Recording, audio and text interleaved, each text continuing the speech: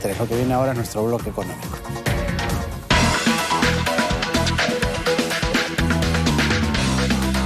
A ver, desde que juramentó el gabinete, lo que se ha pretendido es revisar en cada sector a quienes se ha elegido para dirigir cada uno de los ministerios. En algunos hay evidentes cuestionamientos como el de salud, por ejemplo. Pero hay un ministerio, hay una cartera que se convierte en estas circunstancias en vital, más allá de la de salud en medio de la pandemia. La de ambiente, por el terrible atentado ecológico que ha sufrido nuestro país de parte de Repsol con este derrame que ha envenenado nuestras playas del sur de Lima. Entonces, ¿cuáles son las acciones y los perfiles que debería tener el ministro del Ambiente para solucionar, remediar este problema ambiental en el cual nos encontramos? Sándor Lukács de Pereni, es profesor de SAN, está con nosotros para conversar un poco de lo que significa la figura de Modesto Montoya a la cabeza del Ministerio del Ambiente. ¿Qué tal, señor Lukács? ¿Cómo está? Muy buenas tardes. Hola, Juan Carlos, qué gusto saludarte nuevamente. A ver, primero, la pregunta básica es si usted en sus consideraciones cree que Modesto Montoya, que es un físico nuclear, un investigador, catedrático universitario, da como para el perfil que se necesita en el Ministerio del Ambiente, con una persona dedicada justamente al ambientalismo. A ver, en relación a tu pregunta y bajo una perspectiva ex ante, es decir, antes de la gestión, considerando los pergaminos que tiene, la experiencia que tiene, cumple con los requisitos, ¿no? Porque tiene un doctorado en la San Martín en tema de gobierno, tiene una maestría en la UNI, entonces cuenta con los requisitos para este tipo de cargo.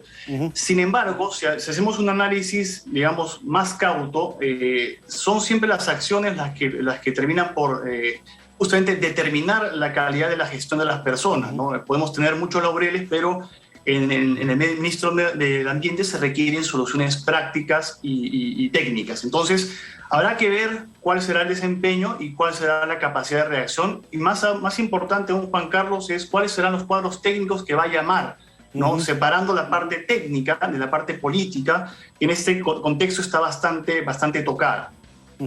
Claro, y además teniendo una situación de que en este sector específicamente tenemos una crisis ambiental que tiene que ser solucionada. ¿Por dónde irán las acciones? Es lo que nos preguntamos. De acuerdo, bueno, para hacer un poco el balance, ¿no? Y recapitular un poco el contexto en el que nos encontramos en el tema del derrame de Repsol, son más o menos cerca de 20 playas del litoral que han sido afectadas, con más de 10.000 barriles de petróleo, ¿no? En un área de aproximadamente 1.800.000 metros cuadrados, ¿no? Que dependerá según el avance de las corrientes. En este sentido, el ecosistema ha sido dañado irreparablemente y tardará mucho tiempo en subsanarse. El punto es que tenemos que evitar capitalizar sobre ese desastre desde el punto de vista político, y reitero mi énfasis en la parte de la gestión, cómo se tiene que abordar. Ya hemos visto el trabajo de varios grupos, brigadas de contención que están haciendo un arduo trabajo, más allá de los voluntarios, que también es loable la labor. Sin embargo, las acciones concretas son labores de remoción, de limpieza, y en paralelo se tiene que también aplicar la ley, ¿no? La ley bajo un escrutinio imparcial, objetivo y regulado solamente por el aspecto técnico. ¿Qué es lo que se debe aplicar y por qué? Recordemos, Juan Carlos, que más allá de este caso, que es absolutamente repudiable, ¿no? por la gestión ineficiente que ha tenido esta empresa, hay que considerar también que ya han habido otro tipo de derrames, muchos derrames de petróleo en la selva. De hecho, en los últimos 20 años hemos tenido más de 500 derrames de petróleo por temas de infraestructura, tema de vandalismo disfrazado de reclamo social, etcétera, y no se ha mencionado mucho de ello, no se ha escarbado. Entonces, considero que se debe mantener siempre una mirada objetiva e imparcial, porque al final el medio ambiente no puede politizarse. El medio ambiente es capital natural de todos los peruanos, y en consecuencia la gestión que hagamos ahora impactará sobre la calidad del medio ambiente que dejemos a las generaciones futuras. Y en ese sentido, escuchaba unas declaraciones de la jefa de Serfor, donde pedía mucha atención, porque más o menos a finales de febrero se debe tener ya una remediación según lo que ha dicho Repsol. Pero finalmente podría ser peligroso dejar a la empresa que ellos mismos nos digan, sí, ya está todo limpio, tengan ustedes sus playas. Suponemos que habrá un equipo técnico que evaluará si es que finalmente esta limpieza y esta remediación se ha dado en los términos que se requerían. Efectivamente, y eso amarra un poco al punto inicial que te comenté, Juan Carlos, referente a los cuadros técnicos que el ministro Montoya traiga, ¿no? Tenemos en el Perú gente muy calificada, con vasta experiencia en temas de oceánicos, en temas de biología, y estoy seguro que podrían incorporarse para sumar. En ese sentido, lo que se tiene que hacer es justamente traer a estas personas para que puedan dar una mirada, nuevamente, y la palabra clave aquí es una mirada técnica, una mirada de gestión de qué es lo que se requiere y qué parámetros son suficientes para alcanzar un grado satisfactorio de remediación. Esto bajo ninguna circunstancia puede quedar bajo criterio de una empresa, porque si no, no hay Estado de Derecho y simplemente aquí pues gobernamos como queremos, y una sociedad no puede gobernarse de esa manera. Y como último punto en esta pregunta es el hecho de que se confunde, muchas empresas aún confunden el concepto de responsabilidad social con tema de responsabilidad ambiental. ¿A qué voy? Voy muy simplemente al punto que las empresas deben cumplir, no es un requisito ni un plus marketeable cumplir con las regulaciones ambientales, es una obligación para el funcionamiento. Sin embargo, vemos que hay falencias en términos de inspección por parte del gobierno, en términos de cobertura. Existe mucha regulación, pero poca capacidad de ejecución y de verificación del estatus de la contaminación del medio ambiente en sus distintas aristas, ¿no? Residuos sólidos, pérdida de biodiversidad, deforestación, etc.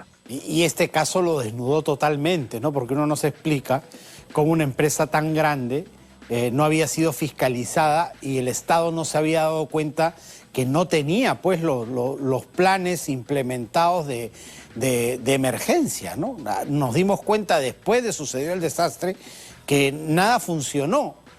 Y eso, claro, es obviamente responsabilidad de la empresa, pero también de la autoridad que la fiscaliza.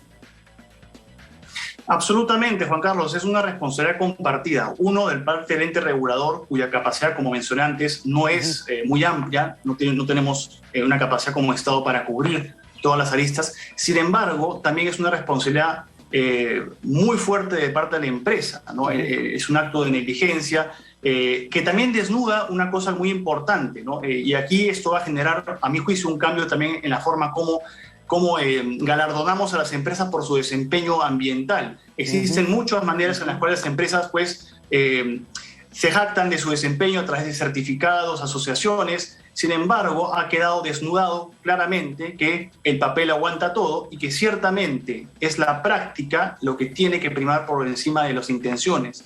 Y en este sentido, ningún protocolo de contingencia o de comunicación, que fue muy pobre por parte de la empresa, pudo subsanar este impacto inicial en mediático y social, que bueno, se expandió y como un reguero de pólvora ha afectado irremediablemente a la empresa, que pues tiene que asumir una postura un poco más humilde y responsable para tomar el control de la situación y pagar lo que tenga que pagar y remediar lo que tenga que remediar bajo criterio, insisto, meramente técnico.